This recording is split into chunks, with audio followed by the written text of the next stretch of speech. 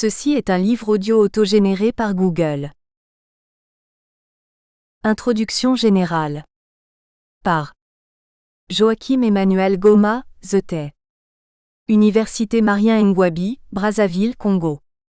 On assiste depuis le début des années 1980, dans les milieux académiques d'Afrique, à un rapide développement des travaux intellectuels sur les études se rapportant au genre.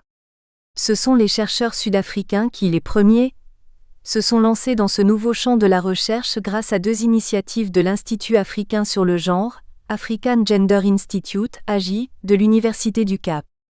C'est en effet cet institut qui lança dans les années 1980 un journal féministe électronique, Feminist Africa, www.feministafrica.org, et un site internet pour les études sur le genre et les femmes, www.gwsafrica.org. Mais c'est surtout dans les années 1990 que les études sur le genre ont été inscrites dans les programmes d'environ une trentaine d'institutions universitaires africaines dont la liste a été donnée dans le site du GWS, à la suite d'une enquête menée dans des universités du continent. En organisant à partir de 1991 des conférences et des instituts sur le genre, le Conseil africain pour le développement de la recherche en sciences sociales en Afrique, CODESRIA, a contribué de façon éloquente à l'avancée de la recherche sur le genre en Afrique. De nombreux universitaires africains qui sont en même temps membres de cette institution panafricaine de recherche ont souvent répercuté dans leurs institutions respectives les débats et les résolutions adoptées. Ayesha Imam, Amina Mama et Fatousso sont parmi les femmes chercheuses africaines qui ont choisi comme champ de recherche la question du genre en Afrique. En publiant en 2004 au CODESRIA, l'ouvrage intitulé Sexe, genre et société. Engendrer les sciences sociales africaines, elles ont lancé au CODESRIA la série genre des ouvrages de cette institution. L'objectif de cette série est d'étendre de manière créative les frontières de la recherche sur le genre en Afrique, de faciliter et de soutenir l'édition par des spécialistes actifs dans la recherche en sciences sociales. Grâce à cette série, le CODESRIA a pris un rôle prépondérant dans la diffusion des meilleures recherches sur le genre en Afrique, offrant ainsi une plateforme pour l'émergence de nouveaux talents. L'Université de Douala n'est pas restée en dehors de l'évolution de la recherche sur le genre. La somme de travaux qui sont regroupés ici témoigne de cet engouement pour les enseignants-chercheurs et les chercheurs juniors des universités camerounaises à s'arrimer à la recherche actuelle en matière de genre. L'ouvrage dont nous faisons la présente introduction rassemble quelques 14 contributions de chercheurs camerounais et non camerounais qui ont porté leur dévolu sur cette problématique du genre en Afrique. Champ nouveau ? La question du genre, de l'avis de certains chercheurs, n'est pas si nouvelle en Afrique que cela ne paraît. Catherine Cockry-Vidrovitch, historienne française par exemple, s'est intéressée très tôt à l'histoire des femmes africaines au sud du Sahara. Elle précise que, plus que partout ailleurs, les femmes constituaient la moitié oubliée de l'humanité, parce que les colonisateurs s'étaient intéressés quasi exclusivement aux hommes, c'est-à-dire à ceux qui payaient l'impôt et que l'on pouvait recruter comme travailleurs ou comme soldats. Or, les femmes africaines jouent un rôle bien plus important que ce que l'on croyait. Le moment décisif fut celui de la décennie pour les femmes proclamée par les Nations Unies, de 1975 à 1995. Bien avant que les institutions internationales et les principaux bailleurs de fonds, Banque mondiale, FMI, n'intègrent ce concept dans leurs programmes, les Africains ont cherché à enraciner en Afrique les études sur les femmes africaines. C'est dans ce contexte qu'il faut inscrire la conférence africaine organisée en 1972 à Abidjan par la Société africaine de culture, SAC. 5 ans plus tard, à Dakar, à l'initiative d'un groupe de chercheuses africaines, fut mis en place un réseau d'universitaires africaines désireuses de mener des recherches sur le genre à partir d'une perspective africaine. Le réseau fut dénommé Association des femmes africaines pour la recherche et le développement, Association of African Women for Research and Development, AWORDAFARD. Ce réseau basé à Dakar a organisé de nombreux séminaires et des ateliers de formation et de sensibilisation. Les travaux de ces rencontres ainsi que ceux d'autres rencontres au niveau continental ont fait avancer la recherche sur le genre en Afrique et sur les questions théoriques, méthodologiques et politiques liées à cette problématique.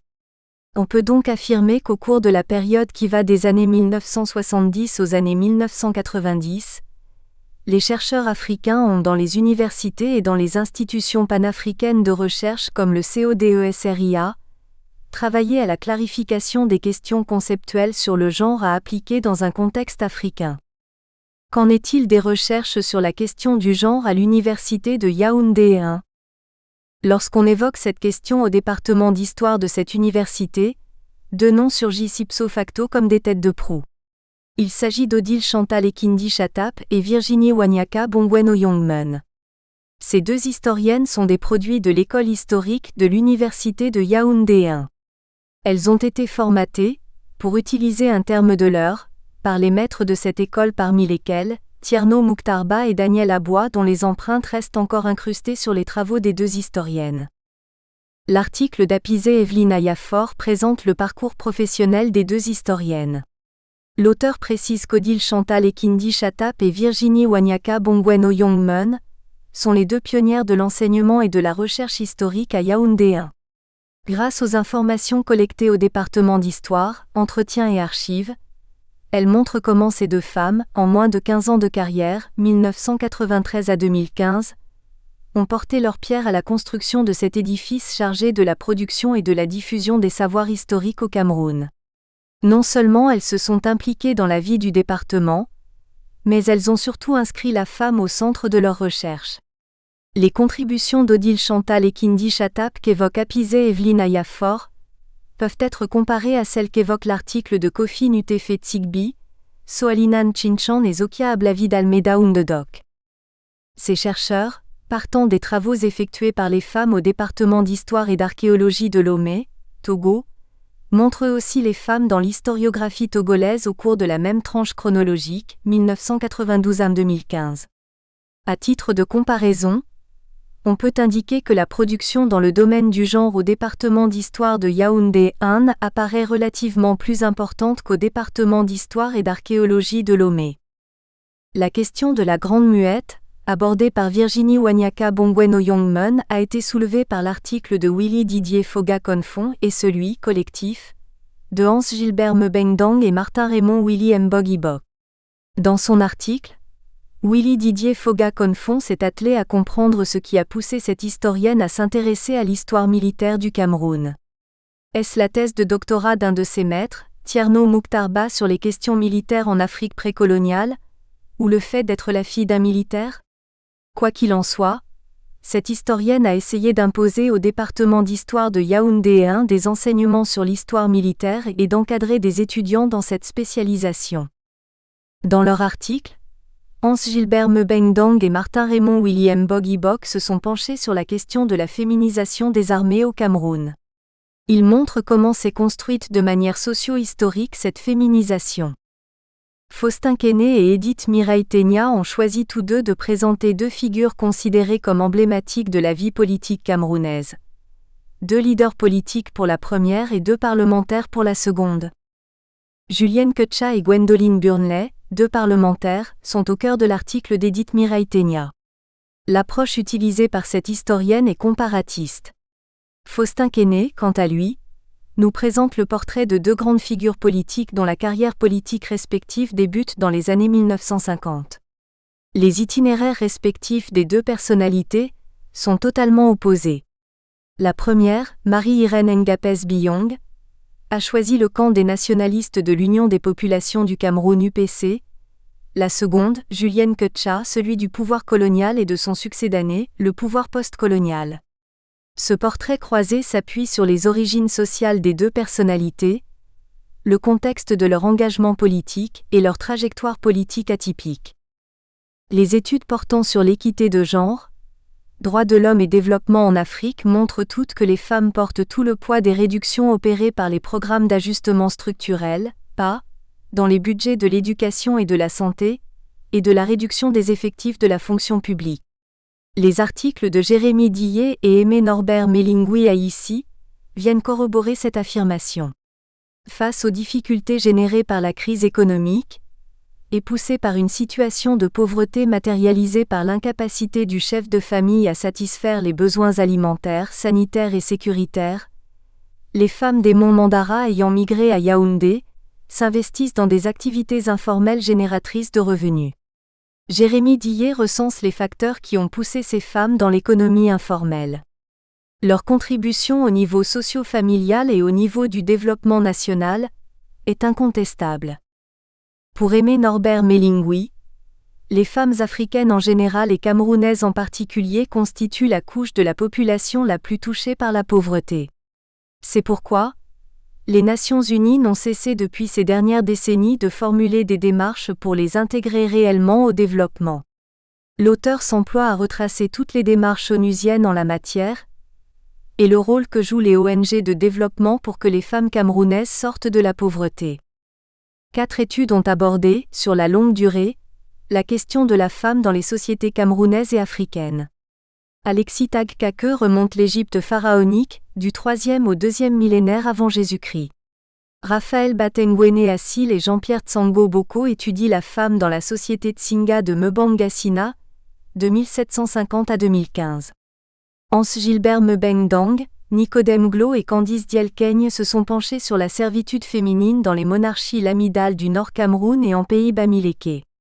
Bamba Mamadou analyse la situation de la femme musulmane dans la colonie de Côte d'Ivoire de 1893 à 1960. Dans les 4 cas, la trajectoire de la femme africaine est indissociable du contexte historique. La femme dans toutes ces sociétés, quelles que soient les époques, est l'objet d'une attention particulière. Elle est considérée comme une valeur inestimable, offerte en mariage pour renforcer des liens de fraternité ou d'amitié. Elle est un instrument de paix entre les peuples, etc. Comme une contribution significative sur le plan économique, sous la colonisation notamment. Dans l'Égypte pharaonique, la promotion de la femme était vue comme un fait ordinaire et non comme un phénomène accidentel ou épisodique. Elle était donc profondément inscrite dans la culture. Grâce à la documentation collectée, Alexis Tag-Kake met en exergue les permanences et les mutations dans la culture de la promotion de la femme dans l'Égypte pharaonique, sous l'Ancien, le Moyen et le Nouvel Empire. Eric Koizakar et Roselyne Imongo Nomewa nous introduisent dans le monde du sport sous l'angle féminin. Ces 2 historiens abordent en effet un domaine de la société où les femmes n'ont pas toujours excellé. Roselyne Imongo Nomewa a pris l'exemple de la Rome antique pour montrer la place que la société romaine assignait à la femme. Cette dernière, qui était considérée comme mineure socialement, n'a pu donner la plénitude de ses talents et capacités. Elle a navigué entre marginalité, mixité et sociabilité. Les exemples que l'historienne gabonaise donne dans ce texte montrent à suffisance que le combat des femmes pour accéder aux mêmes droits que les hommes a été long. C'est pourquoi on doit l'étudier dans la longue durée. En Afrique, et dans les temps contemporains, pour émerger dans le sport, la femme camerounaise a dû faire face aux barrières qu'imposaient les traditions. L'étude d'Eric Koizakar sur la place de la femme dans le sport africain est une nouvelle piste de recherche d'où émergeront incontestablement de nombreux travaux de recherche au niveau des masters ou des doctorats. Telle est la substance de cet ouvrage dont les co-auteurs, à travers les analyses faites dans les articles que nous venons d'analyser ci-dessus, nous donnent un éclairage sur la réflexion menée depuis quelque temps au département d'histoire de l'université de Yaoundé 1. La génération d'Engelbert Mveng, c'est-à-dire celle des pères fondateurs de l'historiographie africaine, a posé les fondations de l'écriture et de l'enseignement de l'histoire africaine. La génération d'Etierno Mouktarba et Daniel Abois a contribué à la solidification de ces bases sur lesquelles la génération actuelle, celle de Virginie Wanyaka Bongweno Youngmun, peut s'ouvrir à des champs historiques qui étaient jusque-là inexplorés comme celui du genre. Nous sommes convaincus que les jeunes chercheurs et surtout les chercheurs juniors qui ont choisi d'embrasser cette problématique sauront se départir des préjugés qui ont longtemps marqué les recherches sur les femmes africaines, se vêtir de connaissances théoriques et méthodologiques sans cesse renouvelées, grâce aux débats fructueux, aux rencontres scientifiques au niveau international, pour apporter la contribution camerounaise et africaine dans le débat sur le genre qui a lieu depuis quelques décennies dans les milieux académiques tant au nord qu'au sud de la planète. Première partie, femmes africaines, identité plurielle, itinéraire et parcours rectiligne. Chapitre 1. Interview de Madame le professeur Virginie Wanyaka Bongwen Oyongmen, maître de conférences en histoire militaire à l'université de Yaoundé. Par Rufin Dizambou, maître de conférences en histoire économique et sociale à Lens, Libreville, Gabon. Tous ceux qui la connaissent en conviennent. Madame le professeur Virginie Wanyaka Bongwen Oyongmen en impose par sa stature physique d'abord, son épaisseur intellectuelle ensuite. Que l'on s'accorde ou non avec elle sur ses théories, on est au moins d'accord sur une chose, le personnage connaît, elle a la science chevillée au corps. Quand on l'entend discourir devant ses pairs sur n'importe quel thème, l'on se demande où et quand elle a pu accumuler tous les savoirs qu'elle professe avec cohérence, rigueur et méthode. Nous avons eu le plaisir de nous en rendre compte, d'abord à Libreville, Gabon, au cours d'une mission scientifique effectuée à l'UOB en 2013, mais aussi à Brazzaville, Congo, à Lomé, Togo, à Cotonou, Bénin, à Dakar, Sénégal, pour des colloques et autres forats. Sur la base de ce pédigré tout en couleurs, nous n'avons pas été surpris d'apprendre son accession au grade de maître de conférence, Associate Professor, à l'issue des CCIU organisés à Yaoundé en décembre 2015. Un passage en grade qui a fait d'elle la première femme historienne à être parvenue à ce niveau dans son pays. Mais plus largement, la deuxième en Afrique centrale après Madame le professeur scolastique Dianzinga, de l'université Marien Ngouabi, UMNG de Brazzaville, Congo. L'on est alors en droit de s'interroger. Mais qui peut bien être cette dame toute singulière? Comment a-t-elle procédé pour parvenir à ce niveau sommital? Comment a-t-elle fait pour investir tous les pays, où elle ne laisse personne indifférent? Par quel mécanisme a-t-elle concilié sa carrière universitaire avec sa vie de famille? Ces questions et bien d'autres que nous nous posions, il nous fallait les lui poser un jour. Pour mieux connaître, le prétexte nous a paru opportun. L'ouvrage Mélange qui est produit à son endroit et surtout notre séjour d'il y a 1 an à Yaoundé. À son tour, elle a accepté de se livrer au jeu sans fioriture ni esquive au cours d'un échange de 3 heures. Un véritable pensum pour elle, mais un exercice utile pour nous. Nous l'en remercions intimement. Entretien exclusif avec professeur Virginie Wanyaka Bongwen Oyongmen. Rufin Dizambou. Madame le professeur, merci d'avoir accepté de vous détacher de vos préoccupations scientifiques pour échanger avec nous sur vous. Au sortir de ce forum que vient d'abriter à Yaoundé la Société camerounaise d'histoire, comment vous sentez-vous? Virginie Wanyaka Bongwen Oyongmen. Vous me permettrez de faire référence à votre ancien chef d'État, Feu Omar Bongo Ondimba, paix à ses cendres. Quand on lui demandait comment il allait, il avait toujours cette belle formule, « Je vais comme un charme ». Je fais mienne cette formule. RD, nous n'avons pas senti votre tonitruance habituelle. Comme si vous étiez un peu frustré. VWBO. Frustré? Mais vous n'y êtes pas. Il se trouve simplement qu'il y a des jours comme ça, des jours avec et des jours sans. RD. Nous avons un moment imputé à votre absence de punch, au fait que dans le comité d'organisation on vous est affecté au fourneau. VWBO, elle lève les yeux au ciel et rire, ah. Vous y avez vraiment cru?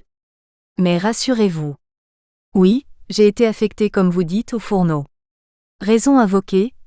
La cuisine est un lieu très sensible, ce que j'ai compris parfaitement. Mais je n'ai pas été sevré de science. J'ai participé au débat. J'ai été dans divers ateliers et ce d'autant plus que pour la gestion des fourneaux, j'étais superviseur d'une équipe. Soit dit en passant, je suis une excellente cuisinière, re-rire. RD. Virginie Wanyaka Bongwen Oyongmen est un nom inhabituel au Cameroun, non? Expliquez-nous-en un peu l'origine et le sens. VWBO. Je ne peux malheureusement pas vous donner l'origine de mon nom mais Wanyaka, c'est le nom de la grande famille. Il n'est pas très courant au Cameroun, c'est vrai, mais en Afrique de l'Est et australe, ce nom a pignon sur rue. Bongwen est le nom patronymique et comme diraient les latinistes, le gentilice du parent qui a accueilli mon aïeul dans notre village actuel. Oyongmen est le nom de ma grand-mère maternelle. Virginie enfin, renvoie à la très sainte Vierge Marie, Virgo, Vierge, et j'ajouterais, Immaculée. Peut-être pour renvoyer à une sainte qui se cache derrière ses allures de catcheuse comme vous avez dit supra, rire. RD, votre nom renvoie à quelle région? VWBO. La région du Centre dans le département du Mba-Minoubou, arrondissement de Bokito, canton Les Mandés. RD. On dit que vous êtes issu d'une famille nombreuse. Combien êtes-vous? VWBO. Oui, j'ai eu la chance d'appartenir à une famille nombreuse. RD. Quelle place occupez-vous au sein de votre fratrie? VWBO, la place médiane, la 3e. RD. Quel est le niveau de vos relations entre vous? VWBO. Oh, comme dirait le français moyen, c'est plutôt moite-moite. Dans l'ensemble, tout est bien comme dans le meilleur des mondes. RD, une famille nombreuse, est-ce facile à vivre? VWBO, et pourquoi pas? RD. Vous nous avez vous-même dit un jour que votre père avait fait une riche carrière dans les armes. Il a pris sa retraite au grade de lieutenant-colonel et donc à quelques encablures de général. Que se passa-t-il pour qu'il ne fût pas étoilé? VWBO, Je ne suis pas militaire, ce qui ne me permet pas d'y répondre avec objectivité. Mais cette question mérite d'être posée à ses anciens chefs. Avec du recul, j'en doute car ayant eu accès à son dossier militaire après sa mort, il faut dire que certains rapports n'étaient pas en sa faveur. C'est pourquoi je suis parfois surprise et même courroucée lorsque certains me disent que Wanyaka Amos était un grand militaire. Si c'est aujourd'hui qu'ils font cette découverte, ils ont un grand retard car Christophe Colomb a découvert l'Amérique au XIVe siècle et apparemment c'est maintenant que certains la découvrent. Ceci pour dire qu'elles sont nombreuses ces personnes qui n'ont pas eu cette chance, je dirais cette grâce malgré leurs compétences. RD. Et pourtant c'est vous qui le dites dans votre thèse, votre père a pris fait et cause pour l'actuel président, lors de la tentative du coup d'État en 1984. VWBO. Elle baisse la tête et la relève aussitôt avant de faire un petit toussottement.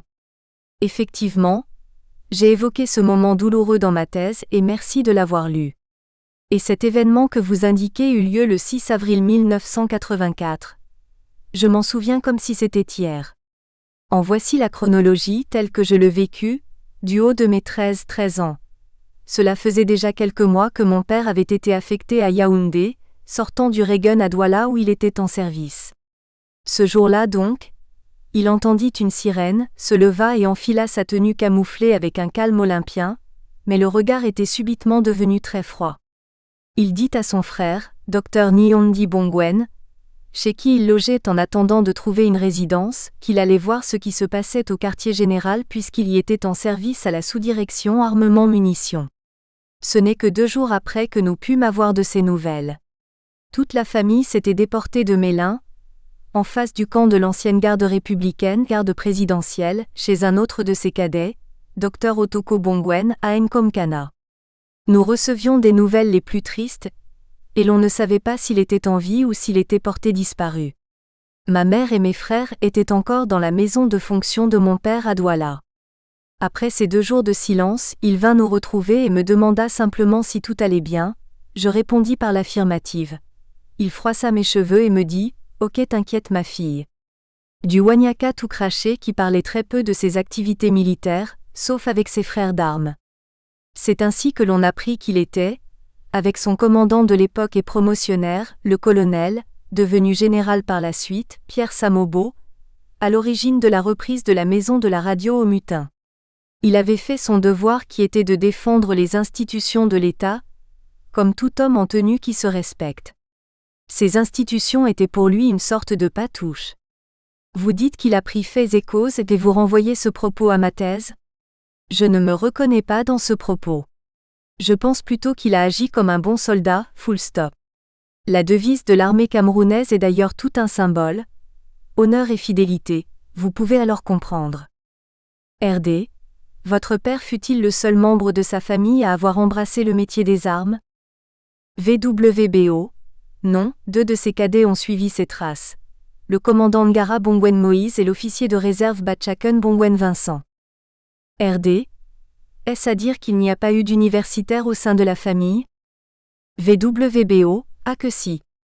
2 membres de sa fratrie, Dr Nyondi Bongwen Emmanuel et Dr Otoko Bongwen Bruno furent des universitaires, et pas des moindres. Tous exercèrent en faculté des sciences. Vous comprendrez donc que je ne me suis pas perdu en chemin, et que cela ne soit pas un fait du hasard si à mon tour je suis devenu universitaire. RD. Comment alors comprendre que vous ayez aussi été tenté par le métier des armes? VWBO.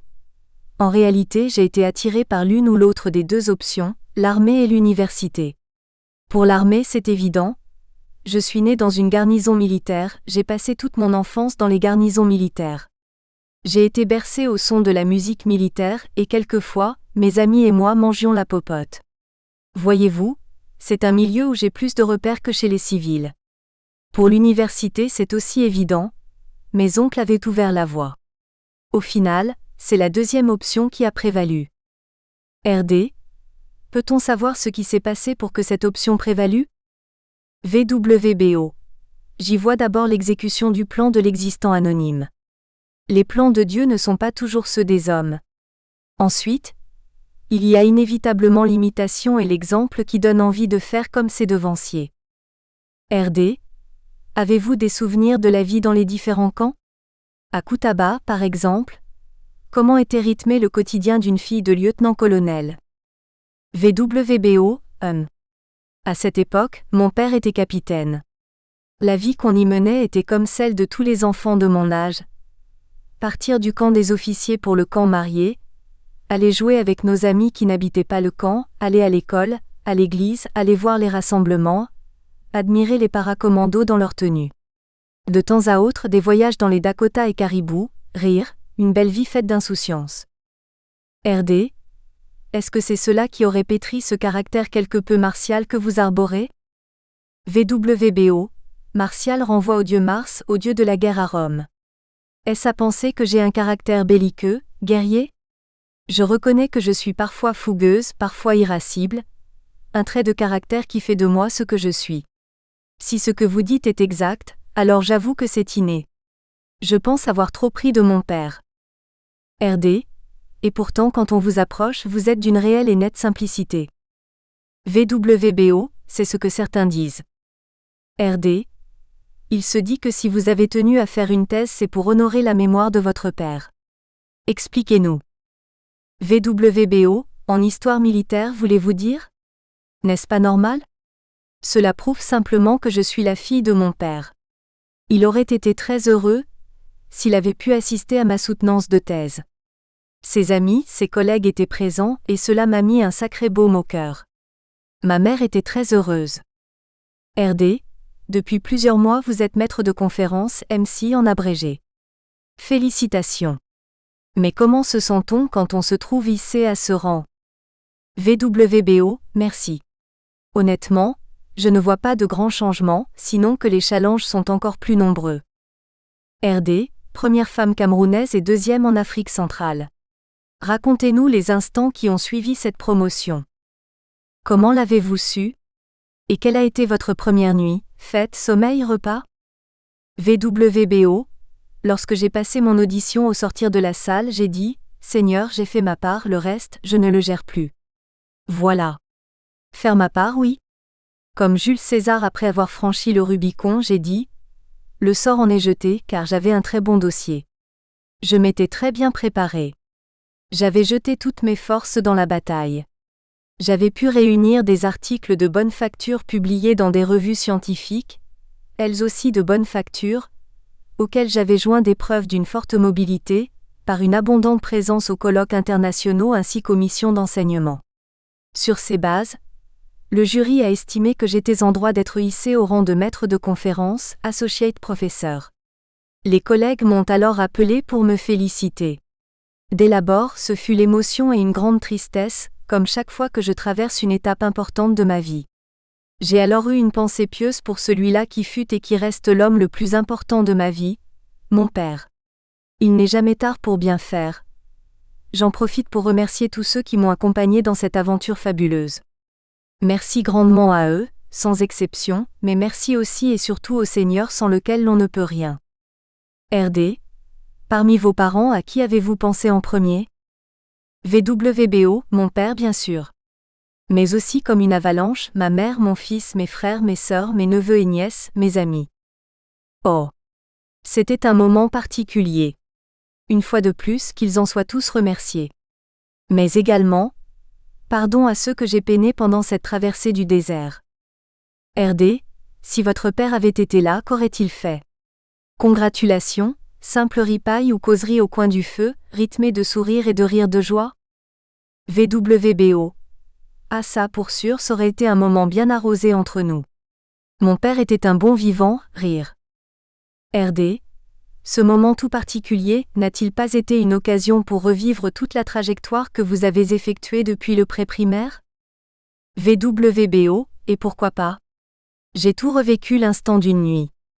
J'ai revu défiler dans ma tête tous les moments accumulés depuis ma tendre enfance, avec leurs hauts et leurs bas.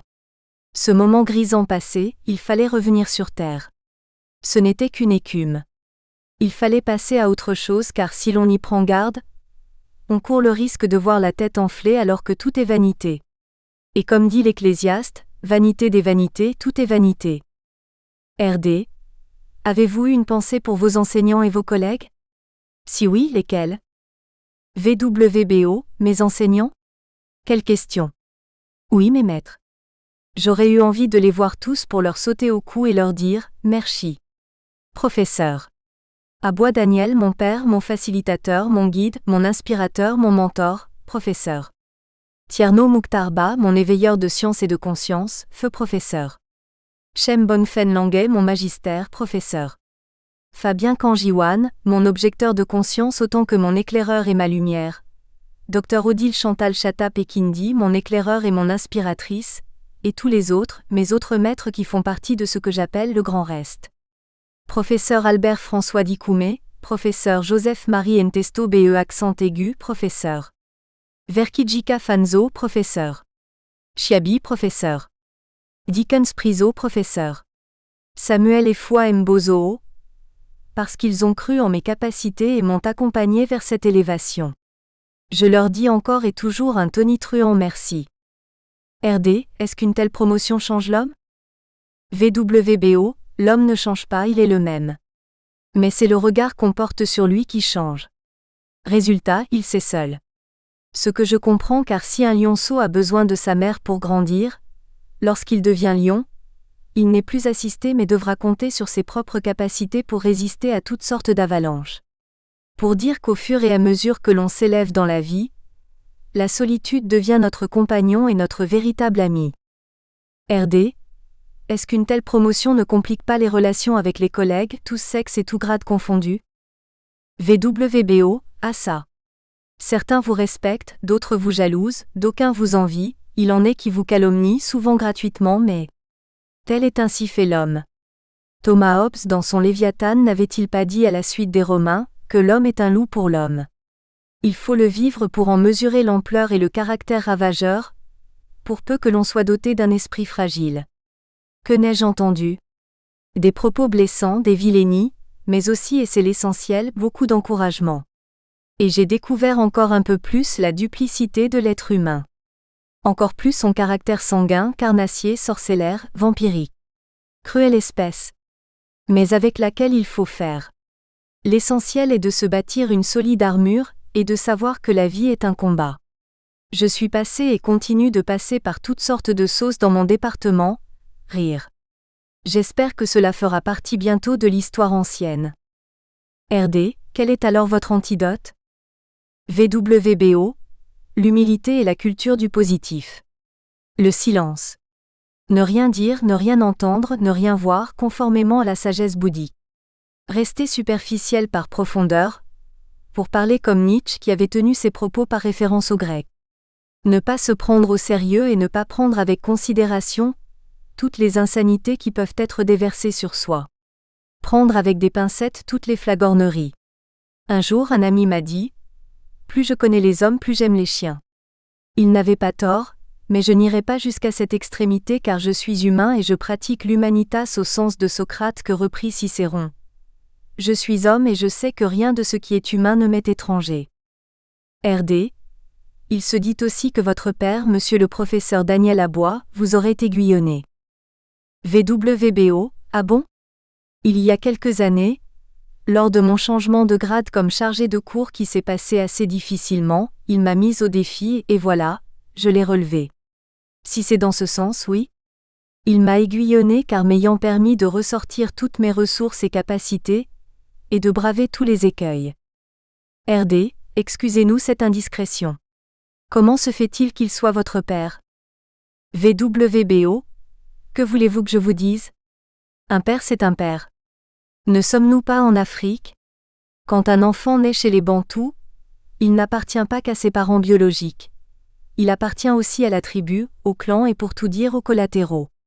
Et monsieur le professeur Abois en est l'un d'entre eux.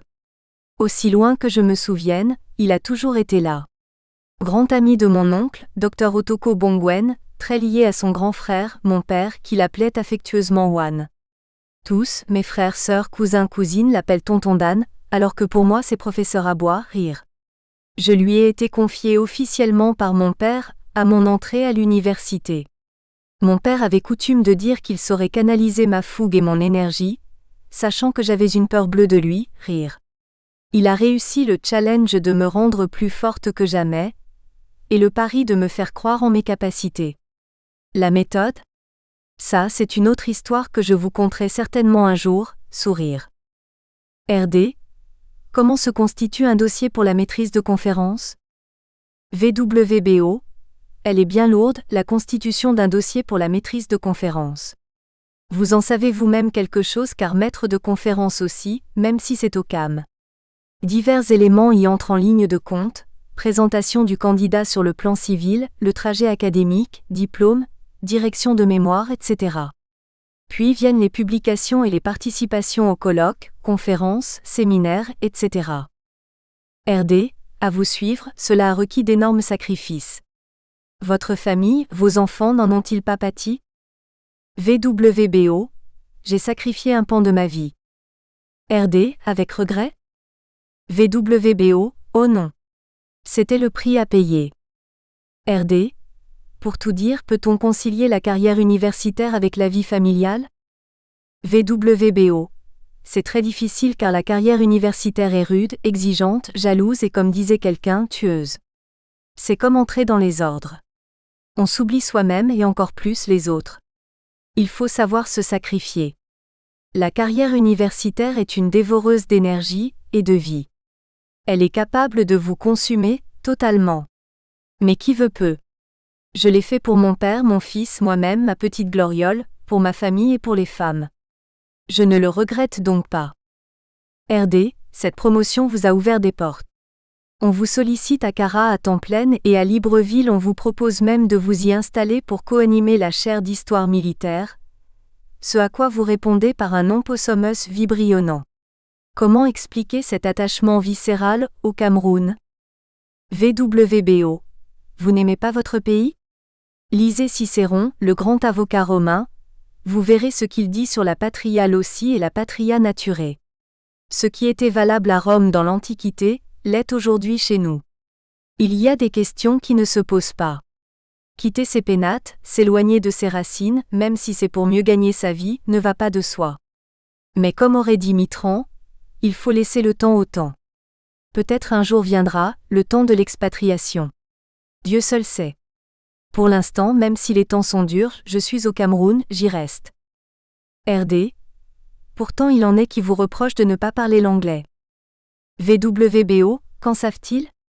N'écoutez pas les pourfendeurs professionnels, les éboueurs de la calomnie, ceux dont la vocation est de regarder la paille qui est dans l'œil du voisin au lieu de jeter un regard sur leur œil pour voir la poutre qui y est incrustée. Je ne parle pas couramment l'anglais, c'est vrai, et alors? Qu'en déduire sur ma camerounéité?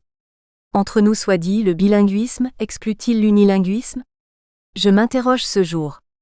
Enfin, mon attachement viscéral à un Cameroun uni, unique et indivisible, saurait-il s'appréhender uniquement et consubstantiellement par la maîtrise de l'anglais et de l'anglais seul? Élevons le débat. RD, justement, quel est votre regard sur la crise anglophone? VWBO, c'est un problème de gouvernance. RD, de Libreville, j'ai entendu certaines personnalités politiques camerounaises solliciter l'implication du président de la République. Pensez-vous que ce soit la solution? VWBO, certainement. RD, à vous entendre on croirait avoir affaire à une militante du RDPC. VWBO, Pourquoi? Je suis fondamentalement respectueuse des institutions. Et puis, pour votre gouverne, sachez que je ne suis encartée nulle part. Peut-être cela viendra-t-il un jour. RD. Vous êtes spécialiste d'histoire militaire, mais curieusement depuis l'éclatement de la guerre asymétrique que mène Boko Haram sur votre pays, on ne vous entend guère. Est-ce parce que vous avez vécu au sein de l'armée considérée comme la Grande Muette? Ou est-ce parce que vous voulez réserver vos points de vue aux amphithéâtres? VWBO, d'autres en parlent. Il faut éviter la cacophonie. RD. Vous êtes maître de conférence et il vous reste un palier pour boucler la boucle avec le grade de professeur titulaire des universités, ce qu'on appelle au CAM, PT en abrégé, full professor. Que vous dites-vous? Fin de la partie? VWBO. La partie finit-elle un jour? Depuis de nombreuses décades, je suis à fond dans la production scientifique. Elle est devenue ma raison d'être et de vivre. Je crée des savoirs savants.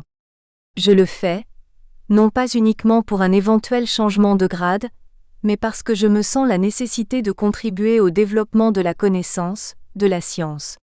Et qui plus est, dans un secteur en friche comme l'histoire militaire. Mon arrêt ne sera donc lié qu'au rappel à Dieu, pour le repos éternel. RD. Et pour conclure, si on vous demandait de renoncer à votre parcours scolaire et universitaire pour une autre voie, vous y engageriez-vous en vous disant « l'école ça suffit comme ça ». VWBO.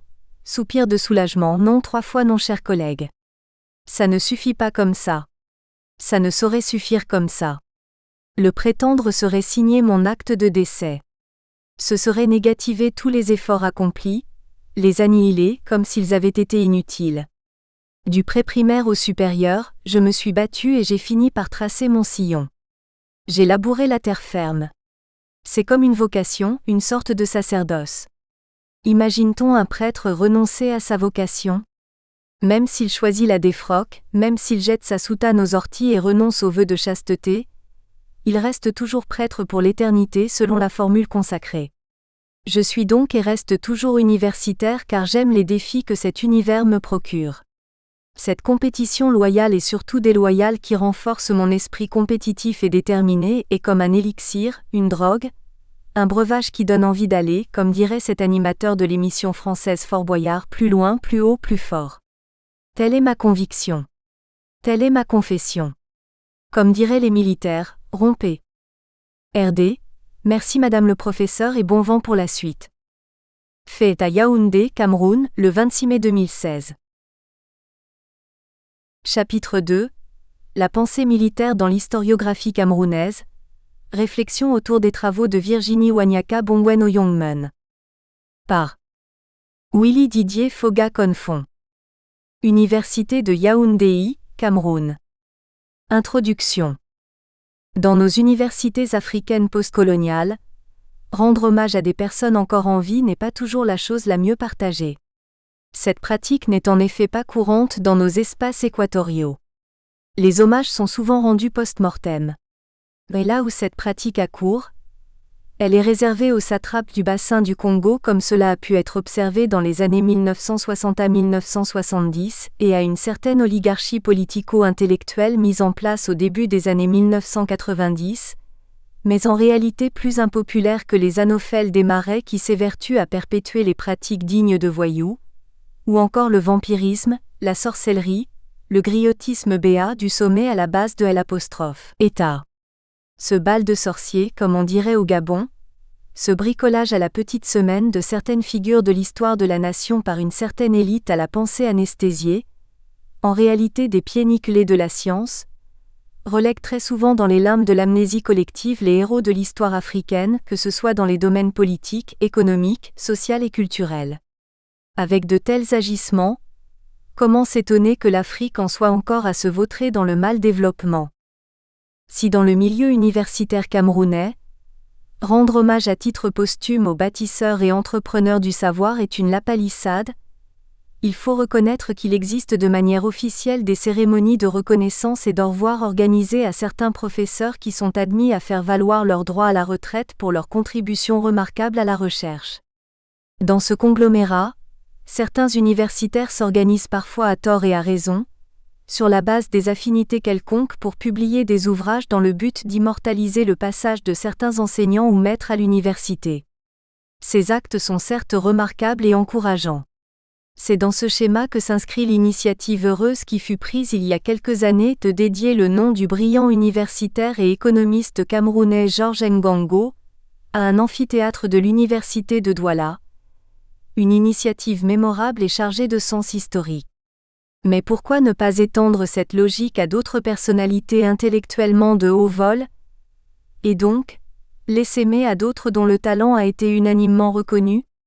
Des laboratoires, des salles de cours, des bureaux et des amphithéâtres des universités d'État camerounaises porteraient alors des noms de l'une ou l'autre de ces illustres personnalités reconnues comme éminentes au plan scientifique, et des noms comme Mongo Be accent aigu TI, Engelbert Mveng, Bernard Fonlon, Jean-Choi Jang Puemi, Anoma Ngu, Guillaume Mbia, Jean-Marc Ella, Fabien Iboussi Boulaga, Achille Mbembe pour ne citer que ceux-ci seraient alors attribués à tel ou tel espace. Ne pas le faire, ne pose-t-il pas un problème de reconnaissance vis-à-vis de ces illustres filles et fils du pays qui se sont échinés toute une partie de leur vie à la tâche et qui malheureusement se sentent heurtés face à l'ingratitude de leur père et au-delà, de la nation qui aurait dû être reconnaissante? N'est-ce pas les vouer aux gémonies? N'est-ce pas les condamner à une mort certaine, à cette peine maximale et infamante que les Romains dans l'Antiquité appelaient la damnatio memoriae? La condamnation de la mémoire. Dédier une journée d'études à la première historienne du Cameroun, hissée quelques mois plus tôt par ses pairs au grade de maître de conférence, associate professor, en la personne de Virginie Wanyaka Bongwen Oyongmen, ne pouvait donc paraître comme un acte, un geste anodin, inapproprié et malvenu. L'université de Douala a pris l'initiative de l'organiser ce jour 5 juillet 2016, malgré la grisâtrerie du temps. Cette institution le fait, soutenue par le Forum des historiennes du Cameroun, FOHIC. J'y vois un signal fort d'une corporation disciplinaire qui se libère peut-être du machisme ambiant et de ces miasmes dont les femmes ont souvent été victimes. Un phallogocentrisme qui a souvent fait de cet être pourtant reconnu comme au cœur de nos nations comme la paresseuse congénitale, vouée à n'être que l'éternelle seconde, à être voûtée dans la paresse comme cette cigale décrite si bien dans les fables de La Fontaine et à n'accumuler que de sordides complexes. Ce 5 juillet 2016, Virginie Wanyaka Bongwen Oyongmen est donc à l'honneur. Je m'en vais parler d'elle, de ses œuvres, de ses faits d'armes. Je m'appesantirai sur ce qu'elle a su faire, et qui a amené ses pairs à la gratifier de ce titre pondéreux et quasiment hors d'atteinte, la maîtrise de conférence, en mettant un accent tout particulier sur le fait militaire. Le fait militaire qui constitue la matière première de l'itinéraire analytique de cet auteur, m'a amené à interroger la contribution de ces réflexions dans le grand débat de l'historiographie africaine et camerounaise. Quelques ambiguïtés et malentendus doivent être soulevés pour éviter des mésententes. La ligne de feu qui m'a servi de soubassement pour le montage de cette réflexion repose donc sur deux préoccupations fondamentales. L'enjeu principal de cet essai n'est point donc d'embastiller ou d'emprisonner mon sens cartésien sur l'histoire méthodiste ou événementielle qui a constitué pendant longtemps la colonne vertébrale de la ligne de réflexion de les écoles historiques de Yaoundé. C'est la raison pour laquelle je ne m'étendrai pas sur les récits de vie du personnage que j'évoquerai malgré tout, mais de manière laconique, afin de capitaliser le passé pour comprendre le présent et avoir une idée sur l'attachement de la chercheure à son champ de recherche.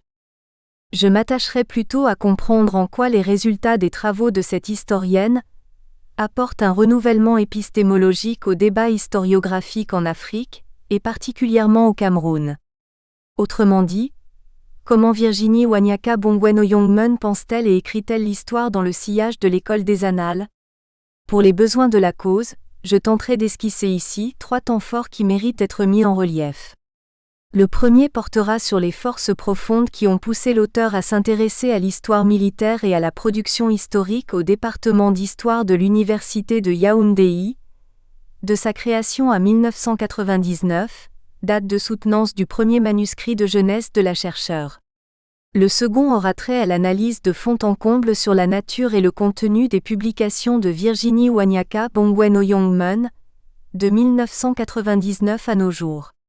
Tandis que le dernier aspect, in fine, me donnera l'occasion de faire une rétroprospective. Il influence des forces profondes sur Virginie Wanyaka Bongwen Oyongmun et la recherche en histoire militaire à l'université de Yaoundé avant 1999. Les lignes qui suivent ont un objectif double. Il s'agit d'une part, de réfléchir à grands traits sur le contexte historique et socioculturel dans lequel l'auteur a émergé, et qui a naturellement influencé son penchant vers le fait militaire.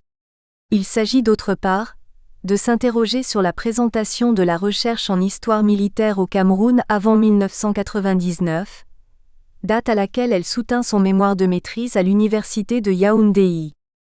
Et on peut parler de l'effectivité d'une école historique dans un biotope précis, dans la mesure où on tient en compte ses règles de la narration de l'histoire, ses références, ses grands auteurs, son rayonnement à l'échelle internationale. Peut-on parler d'une école historique de Yaoundé ? C'est une question houleuse car elle suscite de nombreuses controverses. Si dans le passé, cette école historique s'est imposée avec les auteurs comme Engelbert Mveng, Joseph-Marie Essomba, Tierno Mouktarba, Zachary Njema pour ne citer que ceux-ci, il faut reconnaître qu'elle connaît de plus en plus une crise qui peut être liée à plusieurs facteurs structurels et par conséquent qui impactent sur son rayonnement international. I1. L'influence de l'espace-temps. 2 paramètres de lisibilité de l'inclination de l'auteur vers l'histoire militaire.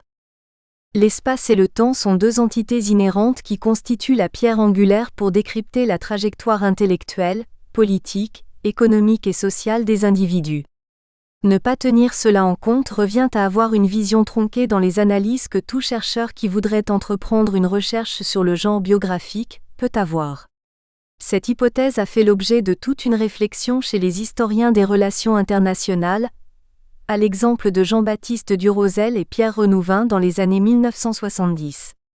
Ceci a donné naissance à un concept fécond et heuristique, les forces profondes.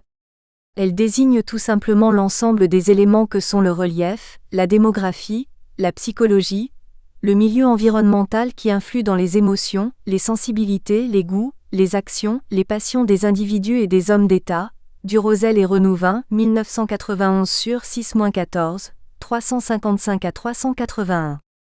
Ainsi, en les mettant en relief dans cette analyse, nous voulons tout simplement démontrer à quel point le milieu dans lequel l'auteur a grandi et s'est éduqué a été imprégné par l'empreinte de l'armée et par conséquent a influencé son penchant pour l'histoire militaire.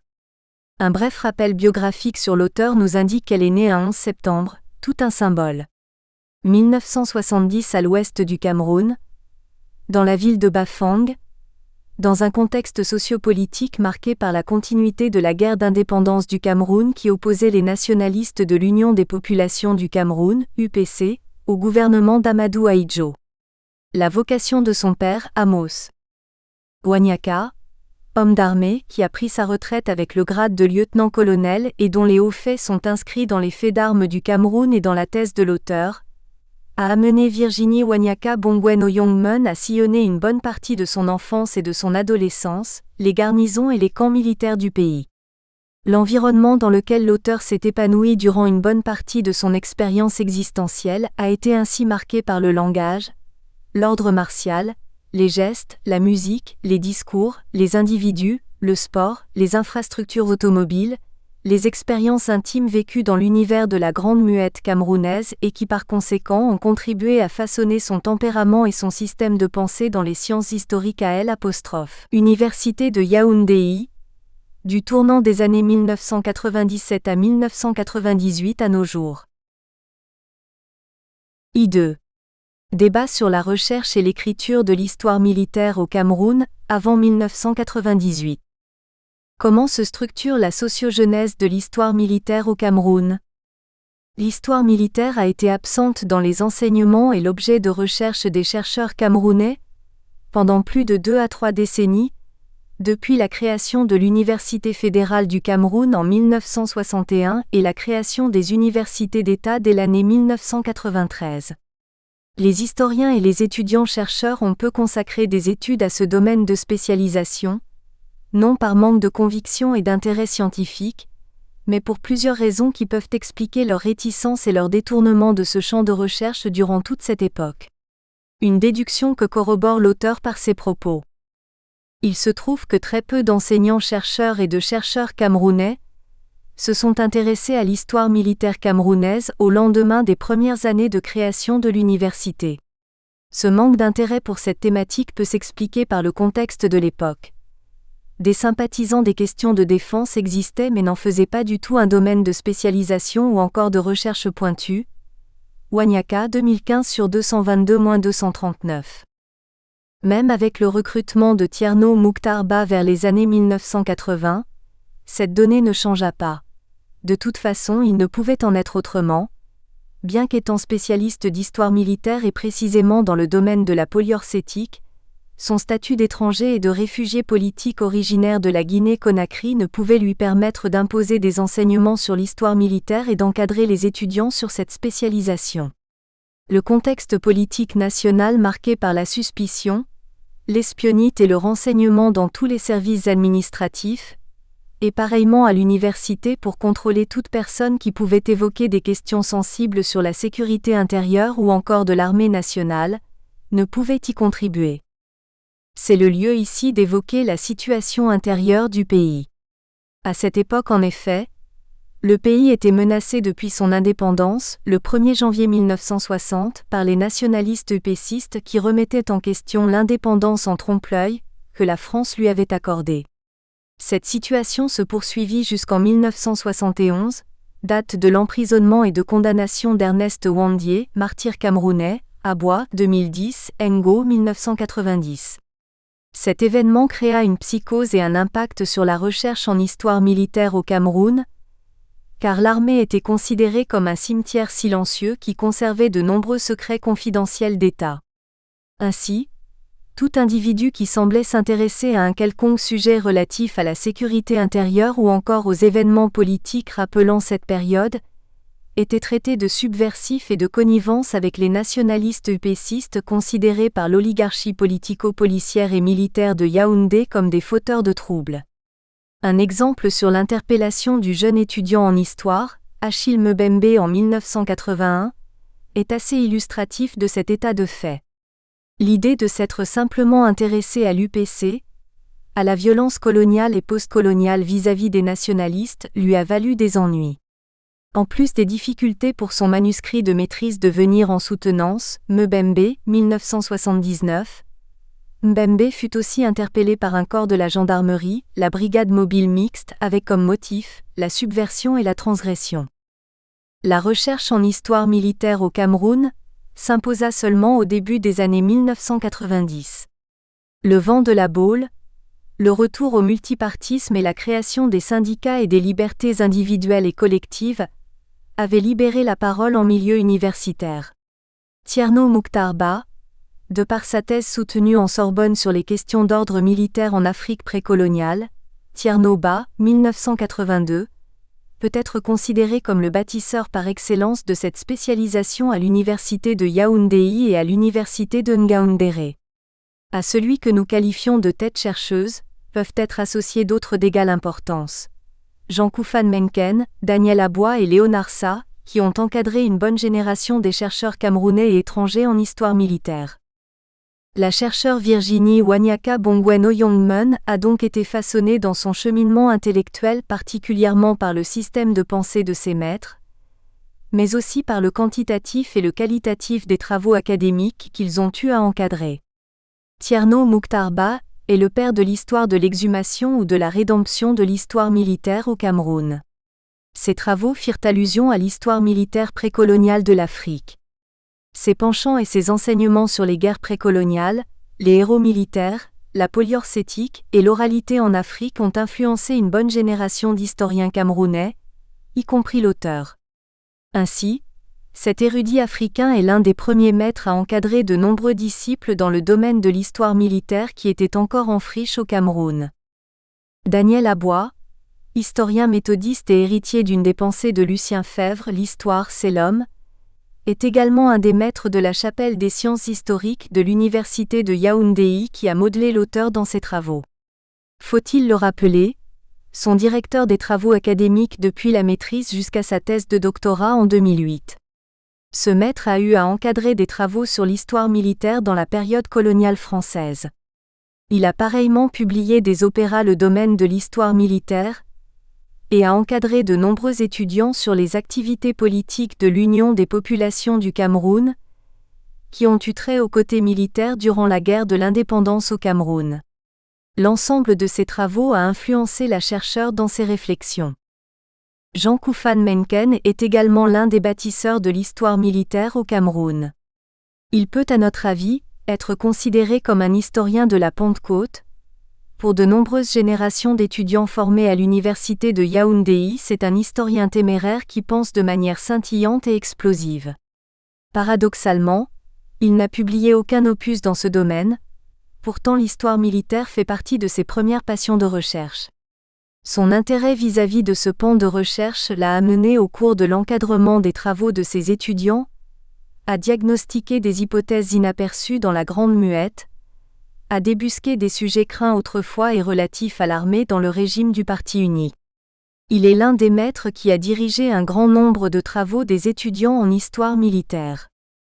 La présentation de ces pères fondateurs de l'histoire militaire à l'université de Yaoundé et même au Cameroun, Wanyaka, 2015/223, n'est pas un fait du hasard. L'allusion faite à ces derniers visait à montrer que l'auteur a non seulement été enseigné par ses maîtres, façonné par l'un d'eux, mais aussi qu'elle a utilisé comme matière première certains travaux dirigés par ses maîtres, pour étayer certaines de ses analyses dans ses premiers pas et son cheminement dans la production historique. De 1998 à 2016, elle a produit un certain nombre de travaux qui peuvent faire l'objet d'une réflexion épistémologique. 2. Virginie Wanyaka Bongwen Oyongmen et la recherche en histoire militaire de 1998 en 2016. Nous nous efforçons ici de ressortir l'infrastructure des travaux de l'auteur depuis 1998, date de la fabrication de sa première archive de chercheur, jusqu'en 2015, année de sa promotion au grade de maître de conférence. Nous interrogeons aussi sur ces travaux, en insistant sur la réflexion épistémologique autour, et sur les grands débats historiographiques qui ont actuellement cours en Afrique. 2.1. 1999-2015 sur 16 années de production dans l'historiographie contemporaine camerounaise. L'historiographie renvoie à la façon d'écrire et d'interpréter le fait historique. Elle est marquée par une dynamique et un contexte liés à divers facteurs. L'époque, l'idéologie, la qualité intrinsèque des membres de la corporation des historiens, les conditions d'exercice de leurs fonctions, les opportunités et la politique scientifique dont ils bénéficient, etc. Tierno Mouktar 2015/8. Ainsi, parler de la production de Virginie Wanyaka Bongwen Oyongmen dans l'historiographie camerounaise revient non seulement à présenter l'ensemble de ses travaux publiés, articles et ouvrages, dans le temps et l'espace, mais aussi à préciser la tendance historiographique africaine dans laquelle s'insère le mouvement de sa pensée. L'année 1999 est considérée comme l'aurore qui marque les premiers pas de Virginie Wanyaka Bongwen Oyongmen dans la recherche académique. Elle fit sa première contribution scientifique par un premier manuscrit de jeunesse sous la direction de Daniel Abois, Wanyaka 1999. En 2001, elle soutint un mémoire de DEA, Wanyaka 2001. Et comme pour couronner le tout, elle soutint en 2008 une thèse de doctorat PhD, sous la co-direction de des professeurs Daniel Abois et Léonard Sa, Wanyaka 2008.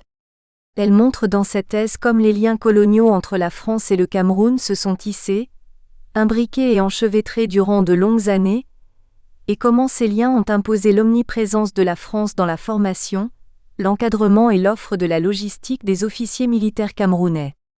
L'auteur dénonce les accords de coopération militaire signés entre la France et le Cameroun de 1959 à 1960, et ceux de 1974, qui ont placé le Cameroun sous la bannière de la France. De la lecture de cette thèse, il se dégage que ce fut un gâchis postcolonial sur le plan sécuritaire que l'armée camerounaise soit devenue une pupille de l'armée française. Elle soutient que c'est en raison du manque de consistance professionnelle face à la montée en recrudescence du banditisme transfrontalier, mêlé au déclenchement de la guerre de Bakassi en 1993, que l'armée entreprit en 2001, de faire des réformes pour sa professionnalisation. Nantie de ce pédigré, Virginie Wanyaka fut recrutée au grade d'assistante au département d'histoire de l'université de Yaoundé en septembre 2008, et amené à publier un papier. Ce fut le début d'une production variée qui s'accélère dans le grade de chargé de cours, et ce jusqu'en 2015, date de son changement de son grade comme maître de conférence. Que de publications dans l'intervalle. Qu'on en juge. 2010 Les opérations militaires françaises en Sanaga maritime de 1955 à 1958.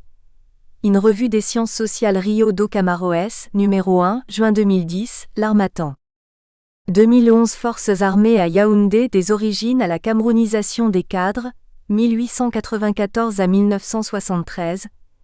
In Annales Universitati Bucaresti History, page 72 à 90. 2012 Bouba Kaélé, de l'armée coloniale à l'armée camerounaise 1920 à 1982. Ouvrage collectif, figure de l'histoire du Cameroun 19e-20e siècle, sous la direction de J. Kouose et M. Numbissier Chouanké, Paris, l'Harmattan, pp. 81-93. 2012, la nationalisation de l'armée camerounaise 1961 à 1965, ouvrage collectif. Regard croisé sur les cinquantenaires du Cameroun indépendant et réunifié, sous la direction de D. Abois, L. Aïssi et C.C., Salat Salah, Paris, l'Harmattan, pp. 209 am 221. 2012, la politique sociale des forces armées camerounaises, 1961 à 1997. In Annales Universitati d'Unarea de Josdin Galazzi, Seria 19, History, Tom Xi, 2012, pp. 258 à 277. 2012, la coopération militaire entre le Cameroun et la France, essai d'analyse historique, 1959 à 2005, Saarbrücken, Éditions universitaires européennes. 2013, la coopération militaire franco-camerounaise entre 1959 et 2009, soubresaut et dynamique, ouvrage collectif, Cameroun, regard pluriel sur le cinquantenaire de l'indépendance sous la direction de R. Ebalé, Yaoundé, édition clé, pp. 271 à 288. 2013, Armée et sécurité en Afrique centrale, 1990 à 2005. In Annales Universitati Bucaresti History, pp. 115 à 131. 2014, Histoire de la gendarmerie au Cameroun, 1920 à 2010. In revue Trifop, Laboratoire d'études sur le travail et les relations industrielles en Afrique de l'Université de Lomé, Togo, LETRIA, pp. 187 am 213. 2014, Armée camerounaise et le développement économique et social de la nation. Le cas du génie militaire, 1962 à 2010. In Annales de l'Université de Ouagadougou, pp. 633 à 664. 2015, le procès d'Ernest Ouandié au Cameroun, 1924 à 1971. Une parodie de justice. In au cœur d'une relecture des sources orales en Afrique. Études sur l'histoire africaine en hommage au professeur Théodore Nikwe Gaïbor, sous la direction de Essoa Massima Kapacha, Mukaga H. et Sona Mbachana, Paris, collection Patrimoine numéro 17, presse de L'. UL, Kartala, page 447 à 469. 2015, Armée et unité nationale en Afrique post-indépendance, le cas du Cameroun 1960 à 1984. Acte du colloque international Brazzaville, 2014, In ethnie-nation développement en Afrique, sous la direction de H. Mukaga, S. Dianzinga, J.F. Owai, Paris, l'Harmattan, page 155 à 168. 2015, Armée et démocratie, le Cameroun 1990 à 2010. Acte de la table ronde sur les démocraties et ou démocratures en Afrique noire sous la direction de H. Mukaga, J.F. Owai, V. Wanyaka Bongwen, Paris, l'Harmattan, pp. 231 à 249. 2015, site militaire et sécurisation de la ville de Yaoundé. Analyse des stratégies de défense du périmètre urbain, In revue Sifoué, Bouaké, Côte d'Ivoire, pp. 101 à 113. 2015, l'histoire militaire du Cameroun. Regard critique à partir des travaux académiques soutenus à l'université de Yaoundé, 1995 à 2014. In cahier d'histoire et d'archéologie de l'université Omar Bongo, pp. 222 à 239. 2015, co-auteur de l'ouvrage sur les démocraties en Afrique, Paris, l'Harmattan. 2015, la plaisanterie dans les garnisons militaires camerounaises. In acte du colloque sur les relations à plaisanterie et développement endogène de l'Afrique, Lomé, presse de l'IRESRDEC, pp. 39 à 54. La photo qui suit illustre le personnage. Photo numéro 1. Virginie Wanyaka Bongwen-Oyongmen, lors d'un colloque d'histoire militaire sur la Grande Guerre à Douala en 2014. Source photo prise par Willy Didier Foga-Confon en août 2014. Ainsi présentée, on constate que Virginie Wanyaka Bongwen-Oyongmen a participé à l'écriture de l'histoire du Cameroun en publiant 14 articles, un ouvrage et un autre en copublication. Elle a posé à sa manière les jalons d'une histoire militaire qui peine encore à se frayer un chemin et une place importante dans l'historiographie contemporaine camerounaise. Le contexte dans lequel s'élabore sa production historique est marqué par la libéralisation démocratique, non seulement dans le champ politique, mais aussi dans le milieu universitaire. On ne saurait passer sous silence la réticence de l'armée à collaborer avec les chercheurs et l'ouverture de ses archives aux chercheurs en histoire militaire. En outre, sa production historique peut également se situer dans ce puissant mouvement anticolonial qui eut un impact considérable sur l'écriture de l'histoire africaine. L'exclusion de l'Afrique et des sociétés africaines du champ de l'histoire étant en réalité partie intégrante de l'idéologie coloniale, les historiens africains ont d'entrée de jeu placé leurs recherches dans les combats anticoloniaux, faisant de l'écriture académique de l'histoire un projet à la fois scientifique et ouvertement militant.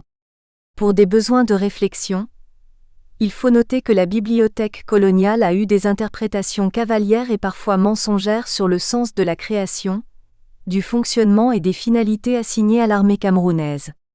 De nombreux pans ont été occultés dans les rapports laissés par les administrateurs coloniaux au Cameroun, en ce qui concerne le fait militaire. L'historiographie coloniale est restée allusive, méconnue et remplie de nombreuses ambiguïtés. Elle a érigé par exemple la bravoure des officiers européens du côté des Alliés pendant la Première Guerre mondiale, en ne tenant pas compte du rôle pleinement joué par les troupes dites indigènes au Cameroun, Duval, 2004. L'historiographie coloniale n'a jamais présenté les chefs de guerre camerounais comme des résistants qui se sont opposés farouchement à la pénétration européenne au Cameroun comme Nkal Mensouga, Mebeng Dang, 2005, Maniben Tombi, Aboua, 2010, le chef Oba Mbeti, Akamba, 1979. De nombreux officiers européens et camerounais ont été érigés dans l'historiographie coloniale, qui a relégué en arrière-plan les officiers camerounais dignes de ce nom qui ont marqué l'histoire du Cameroun. C'est à ce titre que Tierno Mouktarba nous informe que cette historiographie coloniale est caractérisée par la négation des valeurs africaines et des réalisations endogènes. Ce sont par ailleurs des considérations apologétiques qui vont relater l'action militaire de conquête et de pacification en Afrique de l'Ouest et du Centre. En dépit des ravages et de la violence inouïe qu'ils ont causés, les officiers européens tels Borgri Desbordes, Dodds, Gallieni, Largeau, etc. sont qualifiés de héros libérateurs, vertueux, alors que les résistants à la conquête et à la domination apparaissent dans l'historiographie coloniale comme des roitelets esclavagistes et sanguinaires. Il en est ainsi pour Lat Dior au Sénégal, Samori Touré en pays mandingue, Bokar Biro au Fouta Djallon, Béhanzin dans l'ancien Dahomey. Tierno Mokhtar 2015/11-12. Il est donc clair que dans l'écriture de l'histoire militaire du Cameroun, il apparaît cet élan d'exhumation, de réhabilitation que nous trouvons présent dans les travaux de Virginie Wanyaka Bongwen-Oyongmen. 2.2. Historiographie et épistémologie. Radiographie des travaux de Virginie Wanyaka Bongwen-Oyongmen. Un diagnostic des travaux de l'auteur nous amène à faire deux constats majeurs. Nous espérons que vous avez apprécié cet aperçu. Pour continuer à écouter ce livre audio sur Google Play Livres, utilisez le lien dans la description de la vidéo.